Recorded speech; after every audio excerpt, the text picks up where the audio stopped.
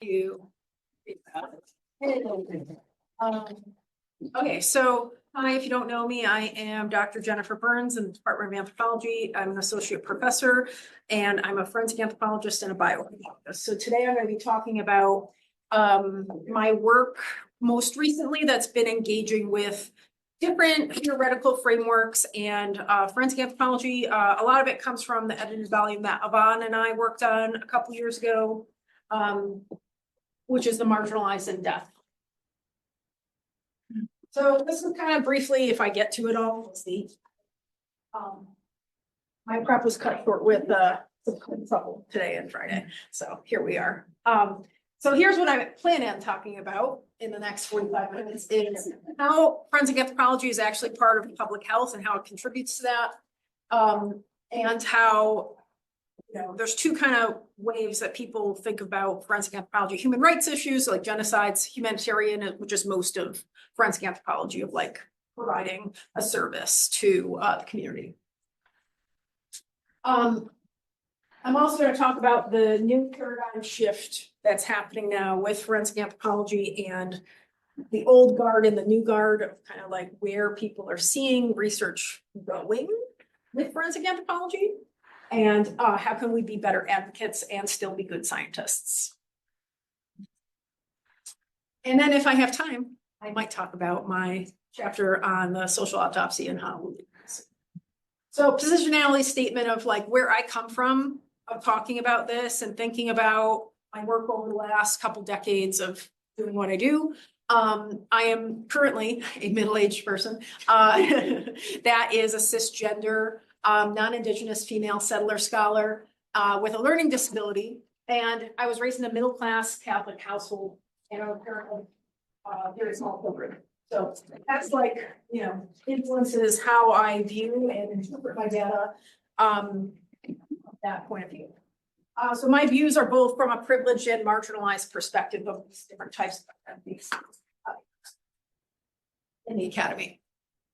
So my training is not actually as a forensic anthropologist. If you did not know that, now you know. I was primarily trained and have my thesis and my dissertation both in bioarchaeology. My forensic anthropology work is primarily gleaned from external internships and volunteer opportunities as I was in graduate school and then postgraduate, as I was teaching at University of Hawaii. So if you've never heard of the parable of the river, again, Catholic, I was raised Catholic, the parable of the river, or the story of the river, the different ways to view this is a very general way of viewing public health. Okay? So we have upstream, midstream, and downstream.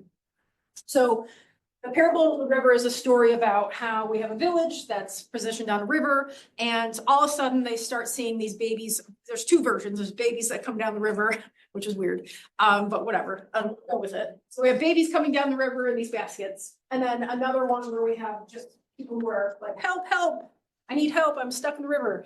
And so the village starts helping these people get out of the river, right, or the babies. And eventually the village is like, okay, well now we need to figure out a way to continue to help these people, right? Because we need more people with medical training and people with different types of training, and we need more resources. So they keep doing that. And eventually someone says, wait a second, why don't we go up the river, figure out why there are people in the river. Okay? So those are the upstream, the midstream, and the downstream ways of viewing this, right? So so finally someone says, okay, let's go upstream and figure out why we have people going in the river in the first place. And they find maybe a hole in a bridge. I don't know, something where there's a contributing factor upstream that is making these people at risk of going and getting stuck in the river and needing help in the first place. Okay? So love that away. So we have upstream, midstream, and downstream that I just talked about. So upstream is social determinants of health. So what is determining who and how people have morbidity and mortality risks? It's kind of how, well, for me, it's mortality more than public health folks. And so what are those factors that contribute to the risk? Is it growth and development? Is it that when their mother was pregnant, that they were using drugs or that they were malnourished? What is it that is contributing to the risk factors? That is where we have intervention and advocacy and on the, the upstream effects of where we can fix problems. Try to. Okay, so those could be public policies, institutional changes, and built environment. Midstream, this is modifying behavior. So this is not as high structural thinking. It's like, okay, individualizing behavior that's changing. Could be related to upstream, but go with it. So this could be maternal access to healthcare. So we all think that, oh, well, everyone who is pregnant has access to healthcare, and that is not true. Think globally. And even here, like in the United States, people who have Medicare, Medicaid, sorry, I always get those confused, don't have equal access to healthcare. Or they don't seek out, I'll give you a couple examples of that. Some women discover they're pregnant, but they've been maybe drinking, partying, smoking, doing drugs in the first trimester, and they're embarrassed to actually get prenatal care because of that. That they will get shamed, so they do not go. Okay? And so that's where we see access to education or attained education linked to a lot of these things. Then we move into the downstream consequences of all of that, right? So this is where we get the babies and the people that need help at the bottom of the river or the villages. So this is chronic disease and health. And for my purposes of forensic anthropology, this is how people end up dead. So death work. So death work is a general term for like anyone in medical legal field. Does that make sense? Kind of like how I'm picturing this. So this is the quote from the beginning of our book is death comes equally to us all and makes us all equal. It comes. Now, with what I just gave you, that is not true, right? It does, we all die. We are all mortal. However, it does not come equally for us all because we are all at differential risk of dying at any point in time in our lives, okay? Because of our intersectional identities. So the problem is that we have marginalized and vulnerable groups that are overrepresented in forensic anthro casework. So I thought about this, and I told you I didn't get trained initially as a forensic anthropologist. So I was in Hawaii and I was doing cases and discovered eventually almost every single case I had was an unhoused person. I was like, why is every single case I'm getting an unhoused person? And so that's where a lot of this thinking comes from. So what vulnerable factors make just unhoused people? Is it just Hawaii? Is it everywhere? And so then I dug deeper and I said, there are no demographic studies in forensic anthropology, period. Because people don't care about the broader pattern of who dies and gets analyzed by a forensic anthropologist. They're interested in the individualizing factors of sex, age, population affinity, stature, all that stuff. So then I was like, okay, well, this is a problem because our methods don't work on people from marginalized backgrounds because they have different things that don't work with our methods. So if we're using methods that are on ideal cases, but we're doing them on people that they don't work on, then that's a problem.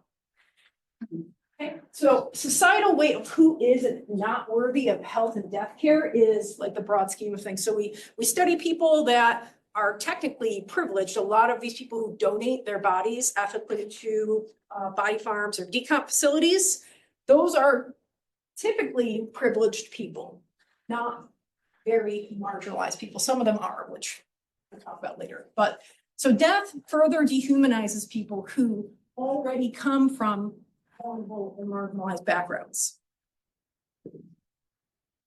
And so this contributes, and then hopefully in the next year or two, I'll be able to talk more about this in Nevada with Liam Johnson's dissertation project, where we are doing unidentified and missing people, where they actually, so we have people who were missing, unidentified, and those do not align.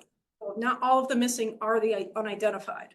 They are mismatched because people who are missing are not always reported as missing because they are unmissed, meaning they are someone who might be on the margins of society and they don't have anyone to report them missing.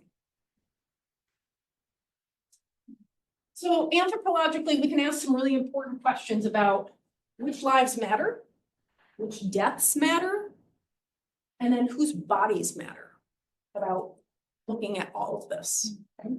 So this is where we get into the humanitarian part of what we do as forensic anthropologists and forensic scientists. And trying to make a difference in like what we do and who, because if we're defining humans as all lives matter, right, then we need to actually do what we're saying we're gonna do. So in that article, Solar and Beatrix, they actually talk about preventable suffering. So this goes into structural violence and slow violence and all of that, where like we have people who have high morbidity during life, and then they actually will die either as a result of that, or we see that they have been suffering their entire lives and then die earlier or have lower life expectancies. So as I mentioned, the bioprofile research, age, sex, population affinity, stature, which are the four main tenets of the biological profile in a forensic anthropology case.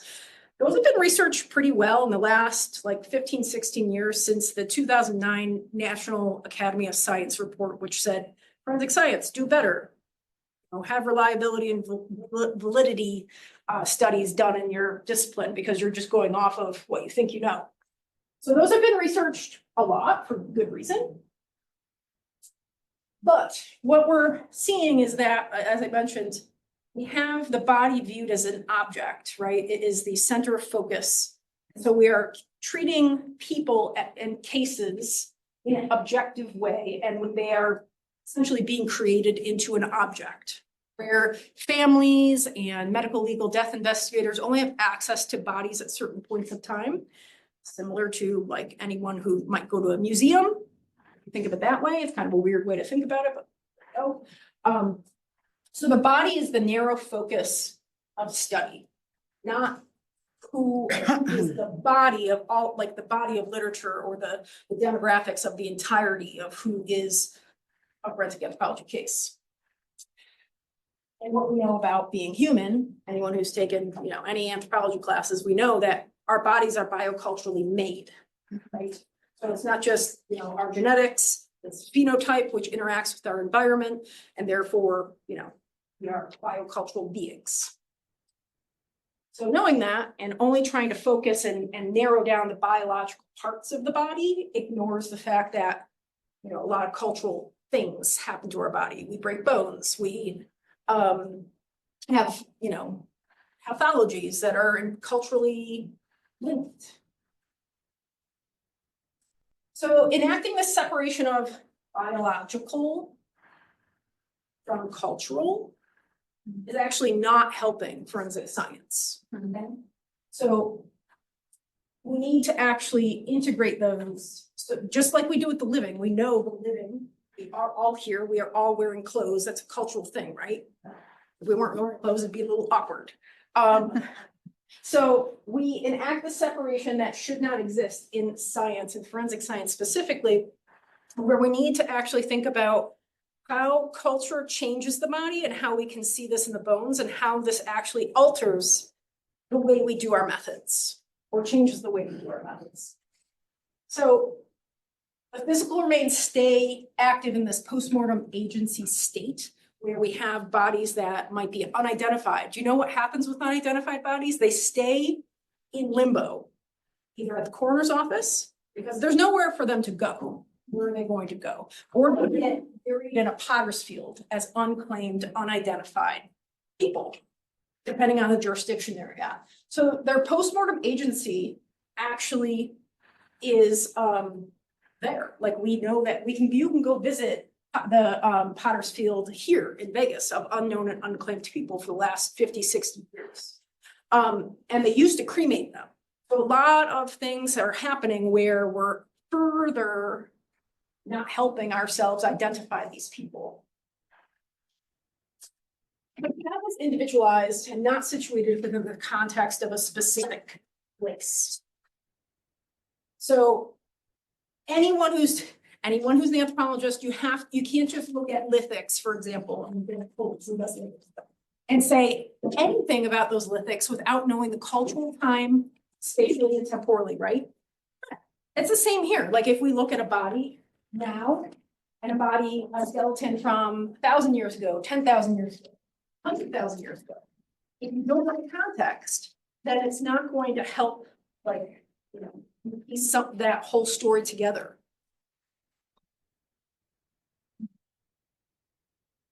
I found that and I thought it was cool.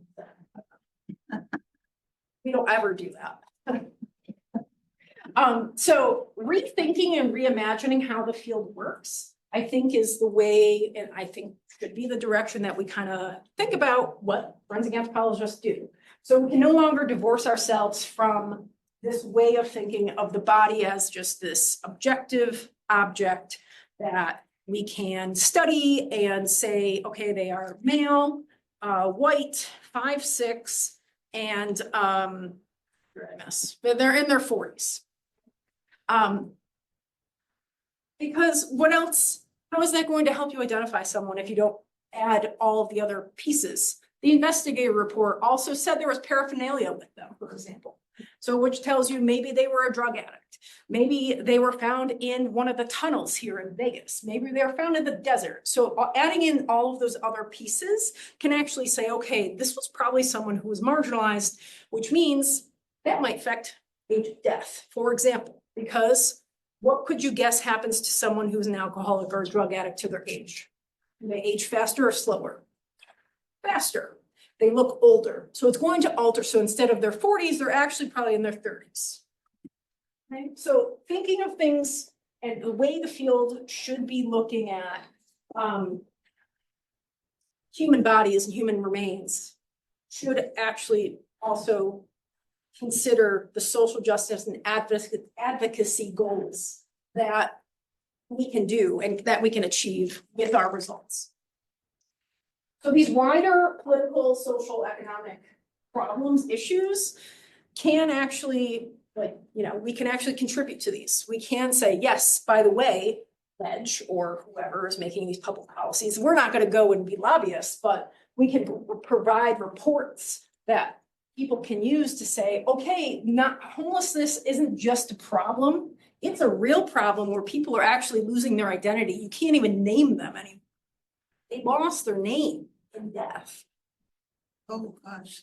So they are remaining unidentified, where we have these particular populations, in here in Hawaii and other places, are unhoused individuals, right? And there are certain risk factors, race, socioeconomic status, sometimes sex, depending on where you're looking, where these are actually putting groups at risk of not just dying and early death, but also remaining unidentified and losing their name, right? So how do these social conditions contribute to morbidity and mortality? So that's like my big question of like what I'm trying to look at across time and space in different places. So I did it in Hawaii, which hopefully we get to today. I am talking pretty fast, so maybe we will. Yes. All right, so with our volume that came out, a lot of the chapters in it are introducing kind of a paradigm shift of where forensic anthropology might be going, where it should be going, and what evidence we can use to push the envelope on like what we can actually advocate for at higher levels upstream, right? Because again, we're talking about downstream consequences. So this is looking at integrating cross-cultural comparisons of human variation, and it feeds into intersectionality, aka the biocultural realm of being human. So looking at what specific intersectional identities make people at risk. Like I started this lecture off with my positionality, right? I had both marginalized and privileged positions. Everyone pretty much has a mix of something, right? Whether it's all marginalized or all privileged, or usually it's a mix of both. What does that look like in contributing to differential morbidity and mortality and creating the archive of forensic anthropology cases? And how did these align with missing and identified people? So I mentioned this. So Liam actually came up with a good example of like how to visualize this. It used to be missing and identified people would be at the front and back of a coin. So the front of the coin would be missing, the back, so like they match.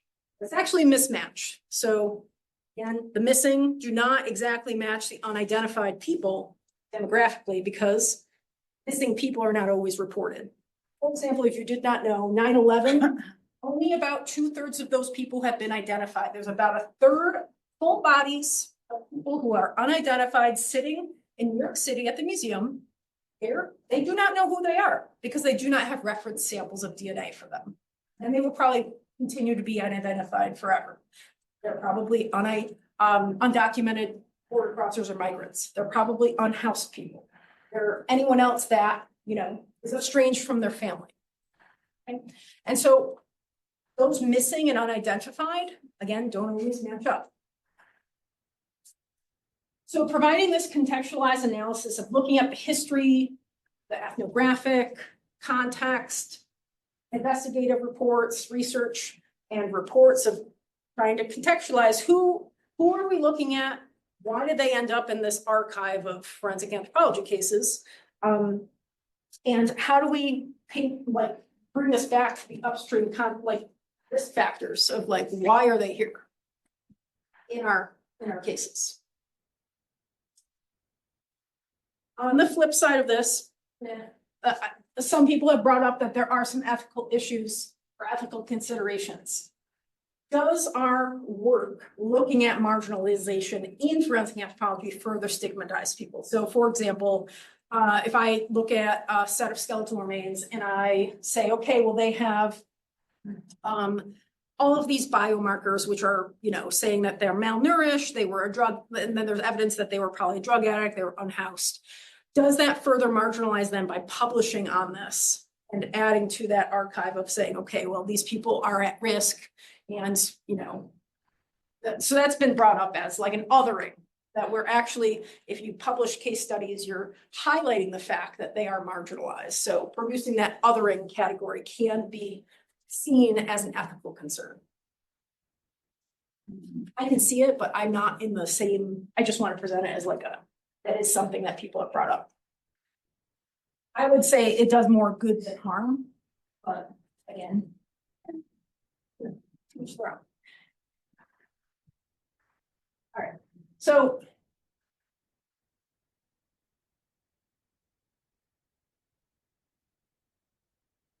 when we're looking at skeletal remains, a lot of times we do the bioprofile, but we can also do trauma and pathological assessment.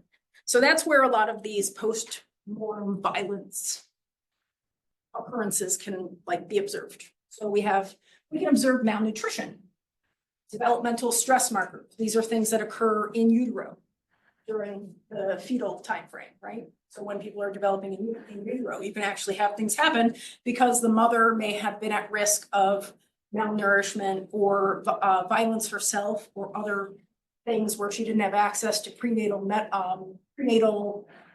vitamins. Okay. We also can look at bone metabolism and histology, where there are studies that opioid use can actually lead to early onset osteoporosis, meaning they look older than they actually are. And this goes into premature aging. So I brought this up a few times, where we have people who are living these precarious lives where they're always at risk of something and they're trying to just live. And because of that struggle and that stress, they have premature aging. And therefore, again, our aging methods do not always work with people who have not ideal lives.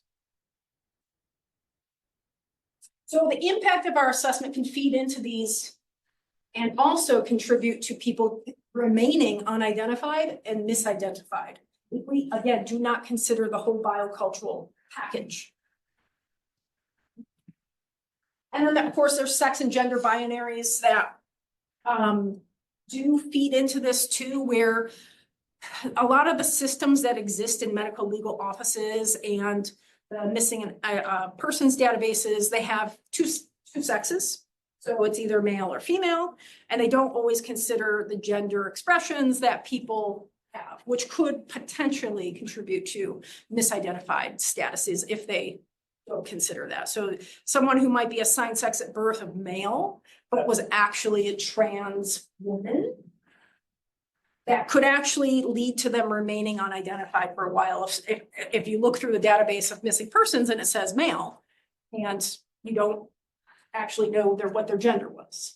So I think some of that is like modifying how databases work of like, what is their assigned sex at birth, and adding in what could their potential gender have been. You know that you cannot get gender from bones, but you can get it from the context. So when I was in New York City in 2011, they had a series of what they're calling Long Island serial killer cases, which actually ended up just being a dumping ground for multiple serial killers, where one person was found where their assigned sex was male. The skeleton was male. But they were found with a bra that had like an underwire and other feminine, clothing. So in all likelihood, their gender was that they were a trans woman. Okay, so those are things but that didn't make it into a lot of databases. So it made it into the investigative reports, but had nothing to do with, the unidentified database that they went into. So what theoretical frameworks can we use to help this kind of mission of advocacy and using our data to do good? A lot of this is bad, like makes us sad, right? Like this is a lot of sad stuff. But how do we flip this into the anthropology of good and conceptualize our observations? There's a lot of different ways we can think about this. This is why I have anthropology. If you know Wicked is coming out with the second part 2. So it's Wicked for good. I just modified it to say anthropology for good. So how do we do anthropology of the good from a lot of like not happy place data, right? These are not good feeling types of data that we deal with, right? So how do we be better advocates?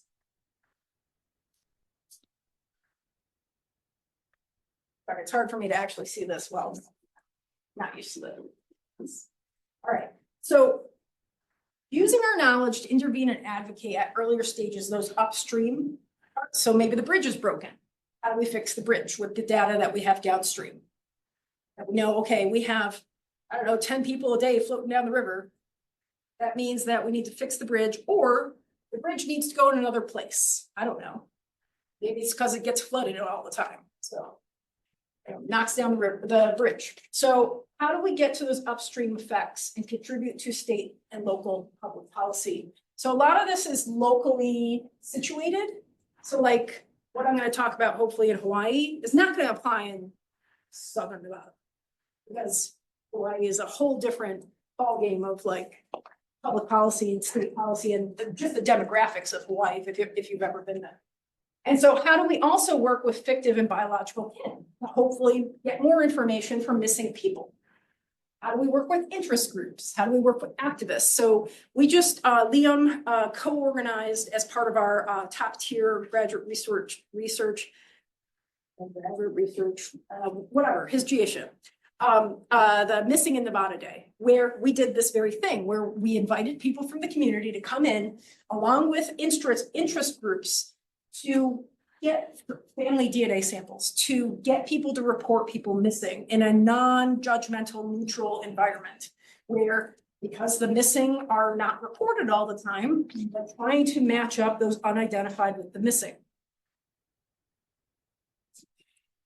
How do we also modify our training and education to make students aware, okay, this is the age at death method that we use. However, there are circumstances and limitations to this where it's not going to work, especially with the populations that we analyze. So making them aware of this and introducing them to more public health and medical anthro ways of thinking, I think is going to be helpful. I don't know. We're kind of like exploring this right now with my own students and looking at it from an interdisciplinary perspective. Develop methods, again, this has not been done yet, the people are working on this right now, of better identifying structural inequity via skeletal remains, because then we can say, okay, well, we have this person who probably is a marginalized person, and how did these methods work on them? Does it work great? Is it biased in one direction or the other direction? And strive for mitigated objectivity. So if you haven't heard of this term, so you know what objectivity means. Like we always strive for this in science. Like how can we be objective, meaning not subjective, right? In what we are doing. Because humans have made science, we have made categories, we have made all of this stuff, right? Of how we bin people or bin different things that we're trying to measure. We can never truly be objective because we made the categories. So mitigated objectivity is recognizing the bias. Either it's your positionality as a researcher, or it's the method itself that has bias, and mitigating it by just calling it out in the first place. Like, okay, well, these are, for example, when we're talking about racial categories or population affinity. If we only use the census data, which only has like 6 or 7 official categories, the bias there is that it does not include every single, what we might call race or population on Earth, right? So calling those out and mitigating the objectivity and realizing that, okay, not everything can be like pure objective, that we have these biases, but if we call them out, recognize them, then we can move forward. And creating a space for diverse perspective and practitioners. So I'm going to go back to my positionality statement again, where, you know, I was not a forensic anthropology trainee.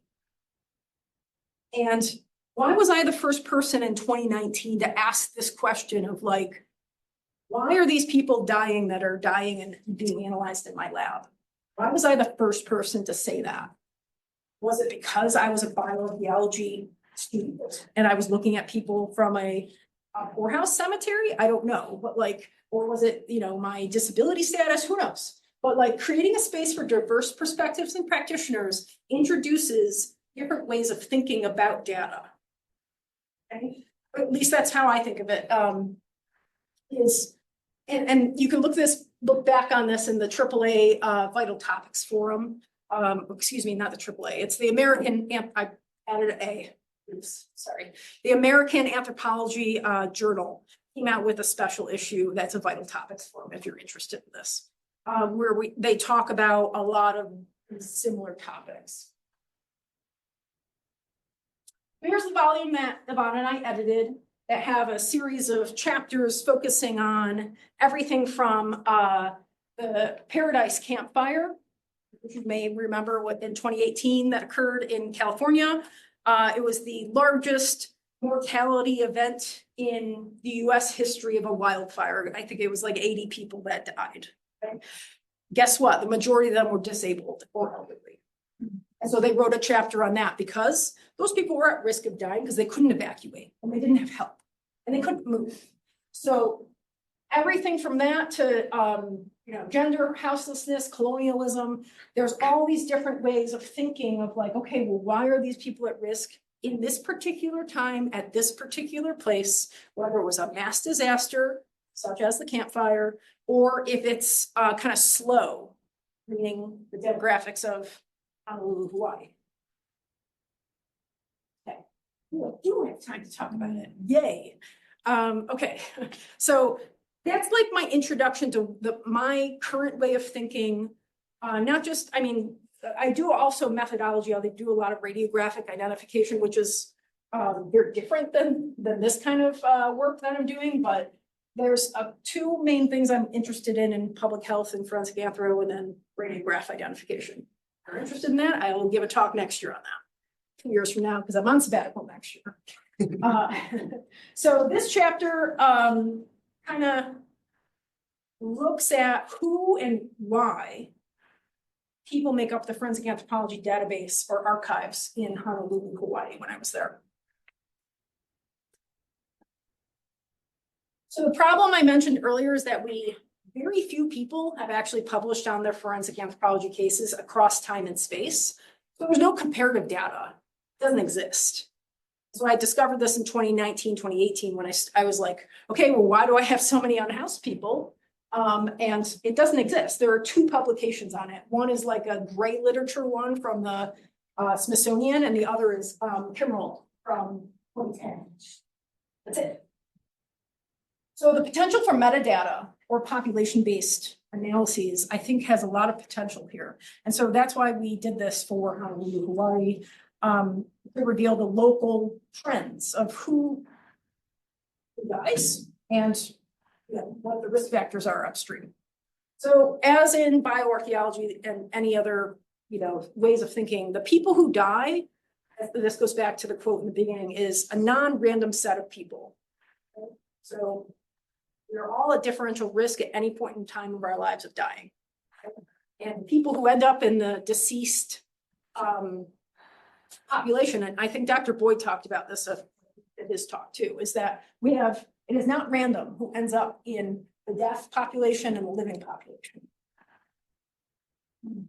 So we use this framework of social autopsy, which was developed by a sociologist, I'll talk about shortly. So if you don't know where Hawaii is in the middle of nowhere in the Pacific. It is an island state, which makes it very, very interesting from an anthropological perspective. So there are 8 islands that make up most of the state of Hawaii. The 9th island is here. You did not know that, it is here. That's what I always joke, I'm on the 9th island, I just moved to a different island. Okay. Oh, and sorry.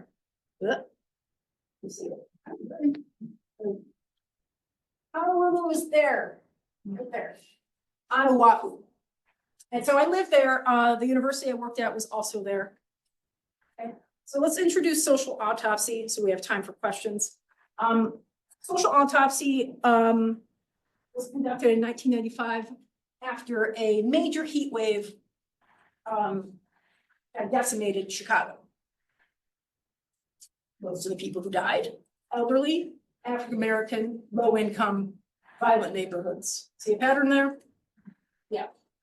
Those are the people who are at most risk of dying because they were vulnerable, because of different factors that contributed to why they were in that time and place. So if you look at the historical breakdown of those neighborhoods, which is what he did, I'm not going to get into that here because it's just introducing his framework. He actually detailed the social, cultural, and political structure of each community and why they ended up dying during that heat wave. So this identifies potential gaps, both in social networks, because the people who died didn't have social networks to survive the heat wave. They didn't have access to air conditioning. They didn't have access to cooling centers or whatever they had at that time and place. They were stuck. It also identifies the most vulnerable segments of a population when a mass disaster, environmental event, anything like that happens. So in Hawaii, if you've never been, there is a large homeless population or unhoused problem. As people would put it, it is a problem. And I use that in quotes on purpose. So let's break this down. So Hawaii, again, if you don't know, was colonized by the United States in the 19th century. They overtook the monarchy and said, we are taking over Hawaii now. And they imported all of the military and took over and took the queen hostage. If you didn't know that. So anyway, so a lot of this plays onto the colonialism of the Hawaiian Islands from a European perspective. So a lot of the socioeconomic and social political issues stem from that. Okay, so we have the indigenous community of Native Hawaiians. They were taken over by European state.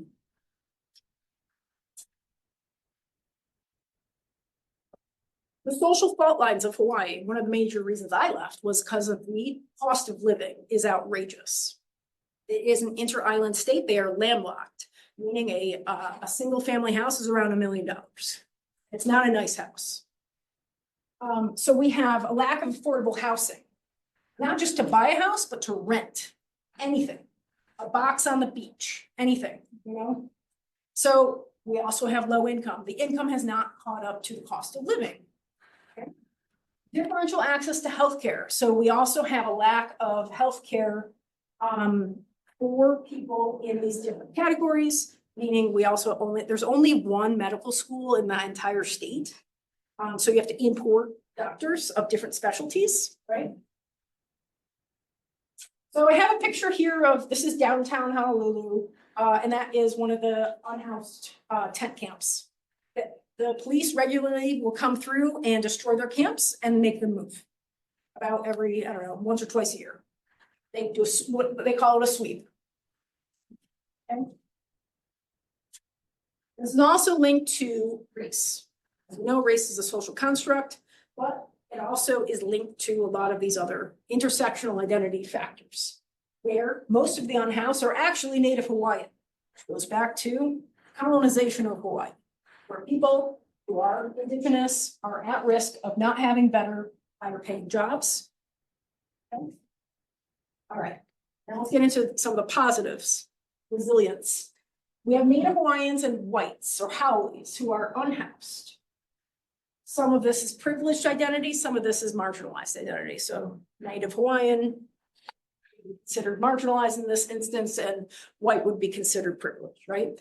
However, in Hawaii, white is a minority. White is the minority race. Where we have majority Asian, Pacific Islander, and Native Hawaiian that actually occupy Hawaii. Okay, so the local identity here is they call themselves local. Are you local? You could be any race, but as long as you are ethnically tied to the local identity, meaning you are adopted through fictive kin or otherwise. Like I had some students at University of Hawaii who they spoke Pidgin. If you don't know what Pidgin is a combination of either a colonized language like English and the local language, okay, to like a hybrid. And so I had a handful of students who would identify as white, but they were local because they were adopted by Native Hawaiian families. Okay? So they actually had a local ethnic identity. So all of this plays into the fact that if you don't know, Hawaii had a large, it still has a large footprint in plantation identity, meaning sugar plantation, pineapple plantations, and they imported a lot of people to do that work because they could not get Native Hawaiians to do it. So they're like, no, we're not doing that. So then they started importing the Portuguese, the Japanese, and the Chinese, and anyone who at the time would come in and do the labor for low cost. So then we have this shared history that's happening over the 19th and 20th centuries, all of these things happening. And this is independent of population affinity. So again, this is all ethnic and or cultural.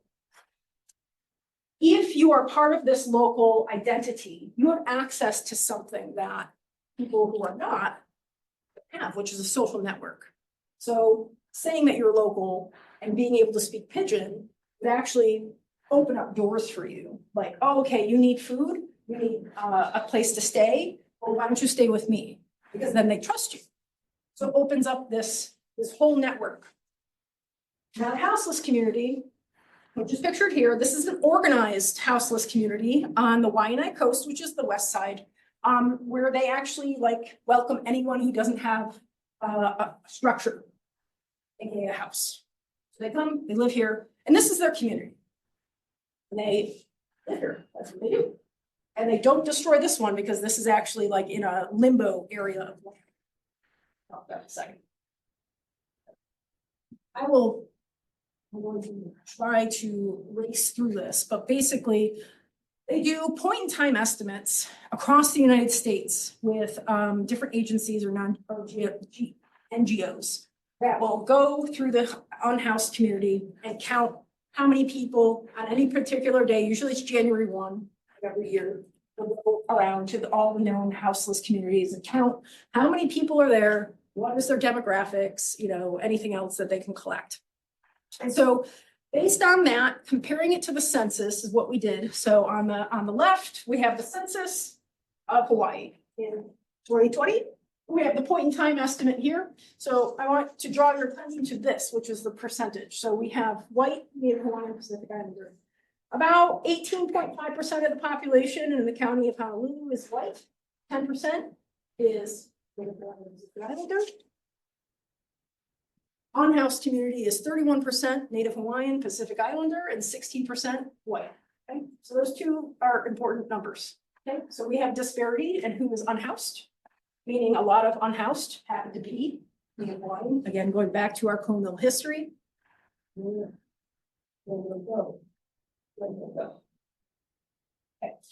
So what I did is I looked at the archive of forensic anthropology cases that were done in Honolulu County for almost 50 years. It ended up yielding, what was that, 51 cases for 51 years, which just happened to be what it was. But some years had them, some years didn't. And I recorded biological profile categories, and I, as well, based on the investigative reports, were they unhoused? Did they have documented mental illness and drug use? And what was their manner of death? So that's homicide, suicide, natural, etc. Presented those to you. Those were the partners in care, or the people who do point in time estimates in Hawaii, at least. They're called different across the United States. And then I just used the census information. I did some stats. All right. So looking at these numbers, we have 26 or 50, about 50-50 were positively identified and unidentified. So it was half and half. Now, if you break that down by time period, 24% pre-2004 were unidentified, or excuse me, identified. And 2/3 or 70% were identified in, or yeah, identified in the post-2004. Now, I see this as like a disparity in technology, meaning in 2004, the DNA and other things just didn't exist yet. So we have a lower rate of identification in that pre-2004 timeframe and more in the post-2004 timeframe. Majority male, 70% were male, 30% were female. Interesting. Mean age, 44 at death. Now, if you think of like the life expectancy in the United States, generally speaking, it's in the 70s, right? So there's a significant difference also between the two different time periods that I came up with to kind of divide the sample in half.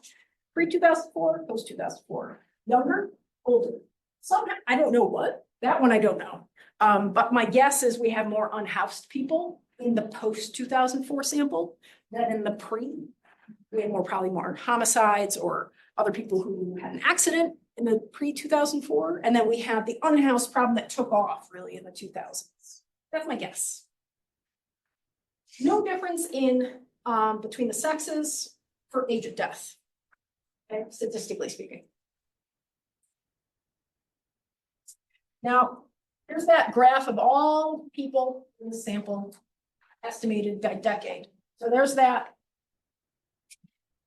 6th decade is the kind of the peak of where we have most people kind of binning into, if we just look at it by decade. We're looking at race, ancestry, population affinity. How I did this was I just said, based on the forensic anthropology report, were they European or white, or were they not? That was the best way I came up with without, getting too far into the weeds. More unidentified people were non-European, non-white, in the pre-2004 sample. More individuals, European ancestry overall. No difference between the identification status between European and non-European. Interesting, sorry.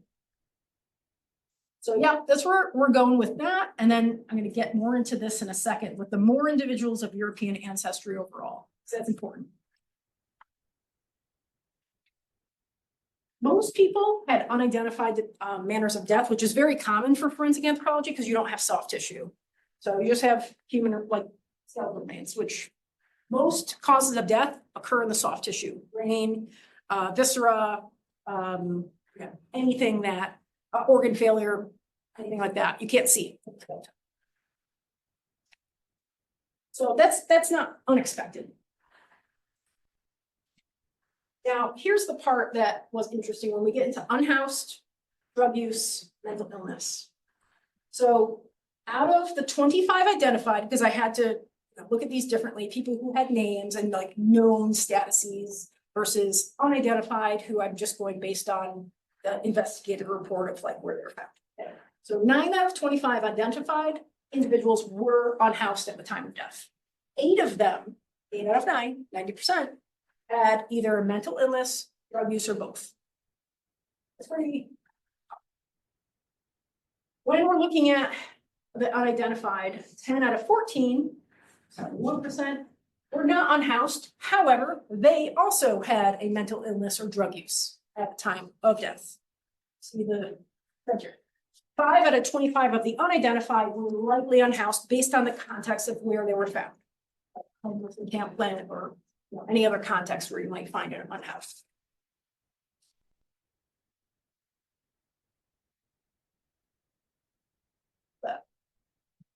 So comparing our whites or European to whites non-European on the internal exam, we have a social support network, as we talked about, with Native Hawaiian unhoused. Okay. Non-whites are overrepresented in the houseless community, as I pointed out to you earlier, more likely to identify as local. They have a social support network. However, I mentioned to you already that the whites are European population affinity, higher in the forensic anthropology archive. They're underrepresented in the houseless community, and they may or may not identify as local, but they're overrepresented in the forensic anthropology cases. And it's just a quote from the Twinkle is one of the kind of matriarchs of the unhoused community. So this is just a quote from her, not homeless, but a village without place. So the age of death is around 44, middle age. Now, sorry, this is specifically when you look up the age of death or life expectancy for unhoused people in Hawaii, it's 44. Matches or maps onto what we found for the forensic anthropology cases, right? So those are houseless, marginalized. The age of death in Hawaii is actually over 80, like life expectancy for the state. Okay, so there's a disparity there. So when we are looking at cases from forensic anthropology and reframing and reimagining how we are looking at this, the social structure of Hawaii plays an important role on who I ended up getting in the forensic anthropology cases.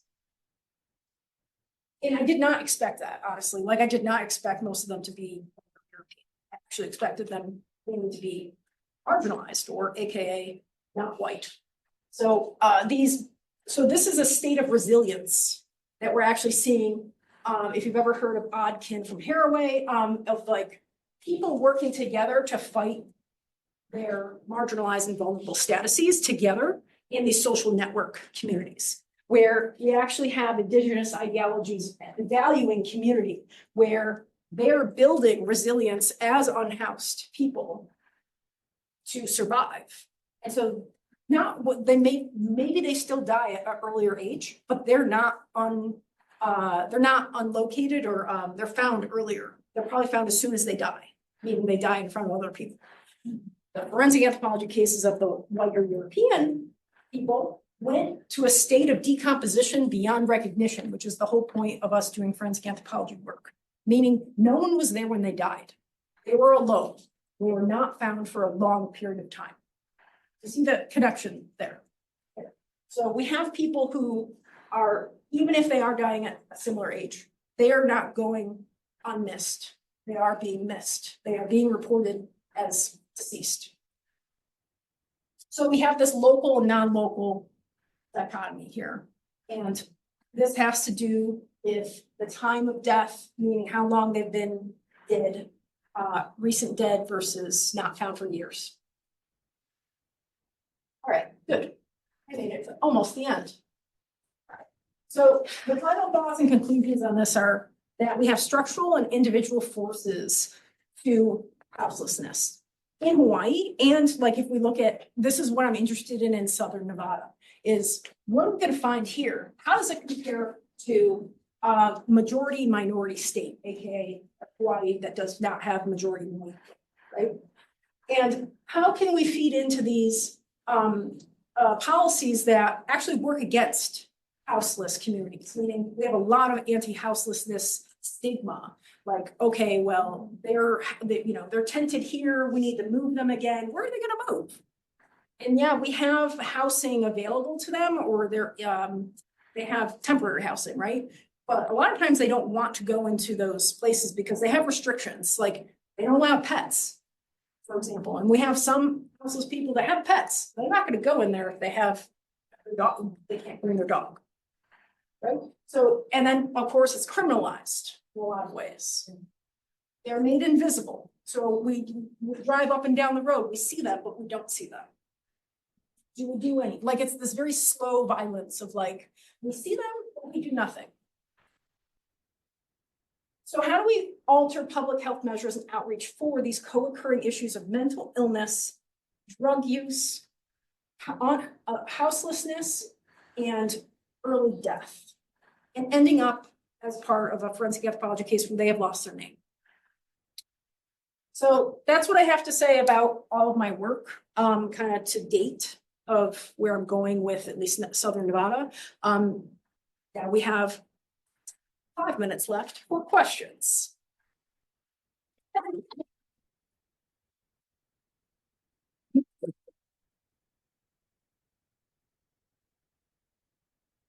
So first of all, thank you for the talk.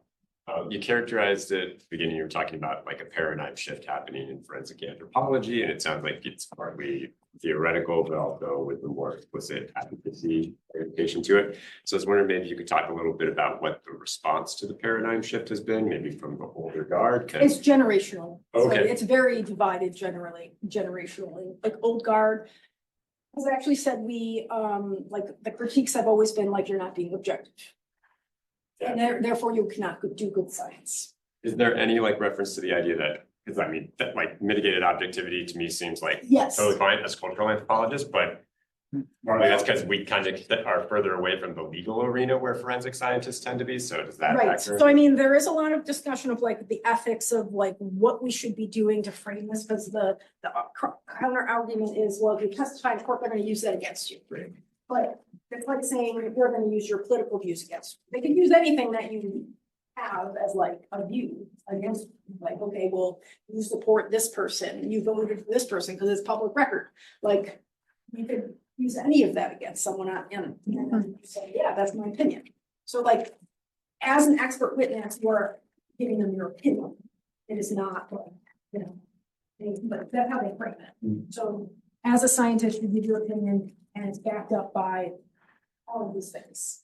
And so that's where I kind of view this as like, if we're doing good science and we're mitigating objectivity, I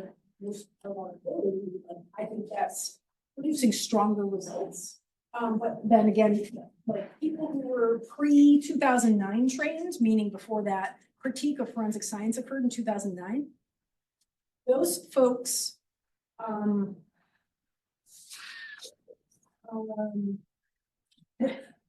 Stones of years. a lot of what they say is like, well, I have 30 years of experience. My experience trumps yours.